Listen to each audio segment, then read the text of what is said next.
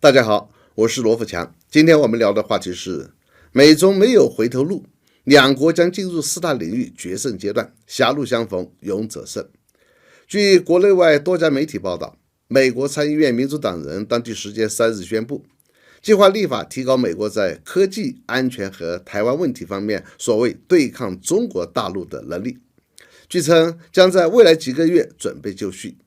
这个被称为中国竞争法案 2.0 立法计划，其核心内容将涵盖5个重点领域。第一，采取一系列严密措施限制中国获得尖端技术，包括阻止中国开发先进技术和强化出口管制。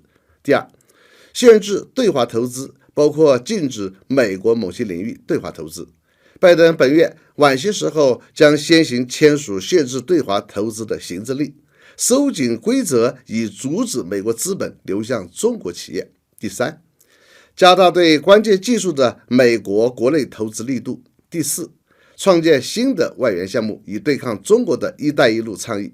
第五，以武力威慑台海可能发生的冲突，核心是阻止中国采取武力手段实现统一。这个法案其实就是美国要确立全面对抗的对华路线和政策。我们简单分析一下。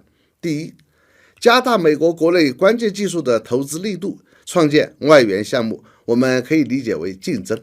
但限制和禁止对华投资，那就是剥夺美国公司和个人的合法权利了。这不仅是企业和公民的投资权益，也是人权问题。这一做法凸显美国自我标榜的法治社会、民主自由是多么的虚伪。第二，限制中国获得尖端技术，我们也可以理解，但阻止中国开发先进技术，这就是典型的霸权、霸道、霸凌了。这堪称完全没有天理。你美国可以发展先进技术，凭什么要阻止中国发展先进技术？美国人的逻辑就是，美国人可以吃肉，中国人只能吃素，否则因为中国人吃了肉类，体格变得强壮起来，就会威胁到美国。因此，美国必须阻止中国人从别的国家进口肉类，也不允许中国人养殖牛羊。怎么阻止呢？那就是禁止其他国家向中国出口肉类，也不允许出口养殖牛羊猪的饲料以及生产饲料的技术和设备。拜登政府出台的禁止全球向中国提供芯片、制造芯片的设备、技术、软件以及零配件，就是基于这样的逻辑。第三，以武力威胁和阻止中国实现两岸统一，这是最典型的干涉中国内政，无需多说。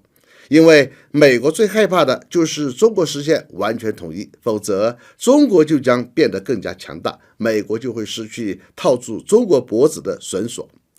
这让我再次联想到美国前不久出台的2个法案，一个是2023财年国防授权法案，把对台军售扩大到直接向台湾提供军火，还授权美军把多余的武器装备转移到台湾。这话怎么讲？